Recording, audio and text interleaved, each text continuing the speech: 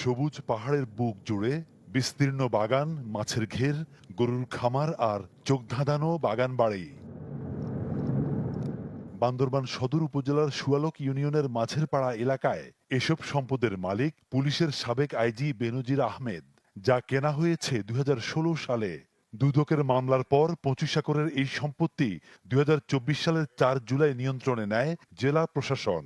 মংতারা সরে রাখে সরকার মংতারা জনভরে সরকার আন্দারে রাখে আর অনেকে বেতন বেতন টেতন খেয়ে নদে।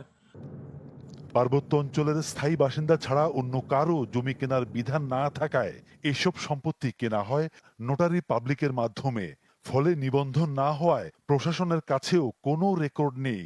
স্থানীয়দের অভিযোগ, 25 একর কেনার কথা বলা হলেও প্রভাব খাটিয়ে বাস্তবে আশপাশে দখল করা হয়েছে আরও অনেকের জমি।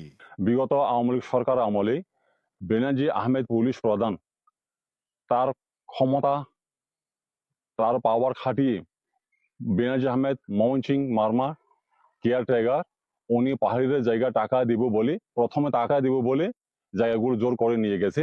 2 বছর পর্যন্ত সরকার এটা নিয়ে ফেলছে। বাইরের মানুষ কোনো ঢুকতে নিষেধ যায় না। জায়গায় তার ফেরত চাই।